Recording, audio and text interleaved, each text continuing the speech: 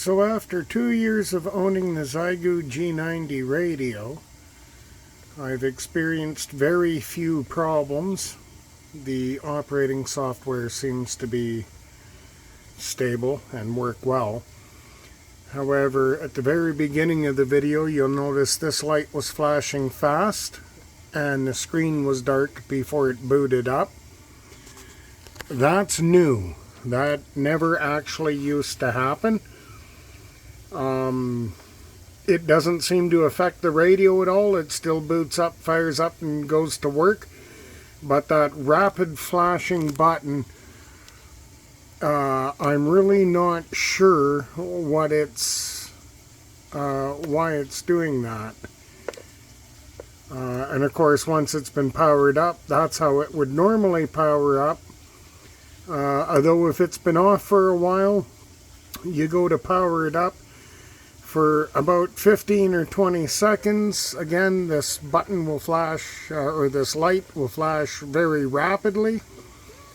But it does seem to come on after a few seconds, and it does just fine.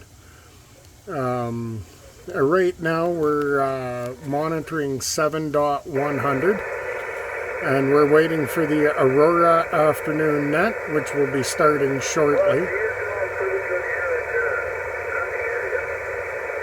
With the solar flares that have been happening, ham radio has not been as much fun. Another thing I'll bring up is QRM, or interference made by man. Right now, if you have a look at the S meter right here, and you listen to the static signal of this radio, that is coming from the light in the ceiling, and this light here. My dryer is just, or my washer's just fine. That does not give off any interference. But as I start canceling lights here, you're going to see the interference come down. And then the big one is my power inverter, which is currently running a freezer upstairs, so I'll shut that off. As soon as I push the correct button. Well, I don't know what I'm doing with this thing now.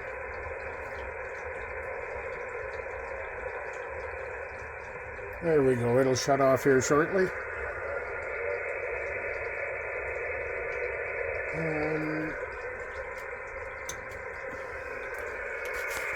So, since I shut that off, I've been able to drop a couple of S units.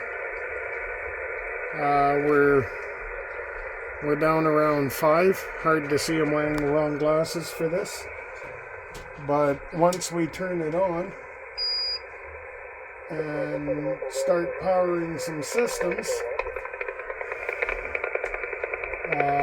you'll notice that sound, that light picketing, that's coming directly off that charge, or the power inverter.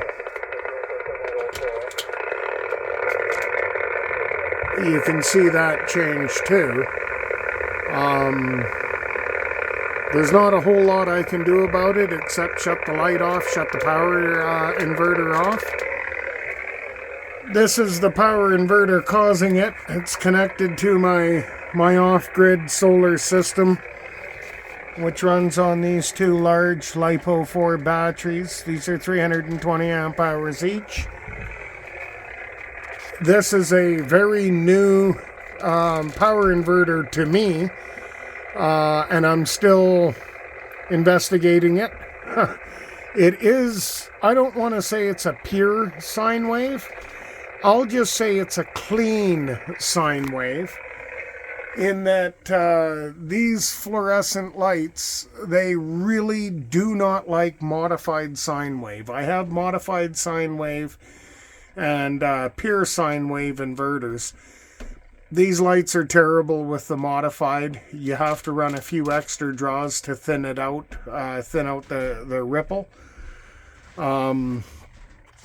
This particular unit now on a full-time basis runs a 4-slice toaster, a deep freeze, and my coffee maker, as well as all of the lighting in this corner of the basement. I don't have anything plugged into the grid power. It's all on solar.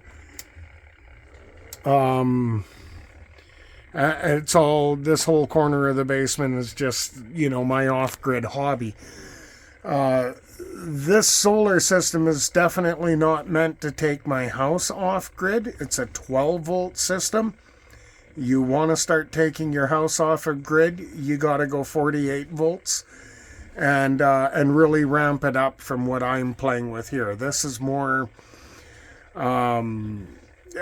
emergency relief, keep a few things going in the house that would otherwise, you know, like your fridge and freezer, your food would spoil. You can keep that going.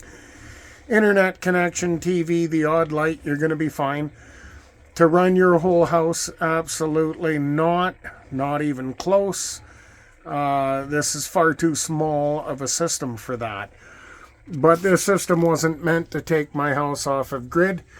It's just meant to give me a little extra power when the grid gives me nothing. So right now, with the freezer and this light going, I'm only using 85 watts. And this is the specs for the solar coming in. So you can see right now we're almost 5 o'clock on May 12. And that 1.89 is what it's generated so far. Currently that's what the battery's being fed, just 5.5 amps. 76 watts. So there is some clouds outside, and I'm not getting full solar as it is. Typically, I can expect around 3+ kilowatts a day if I have the use for that kind of power. Usually I just don't.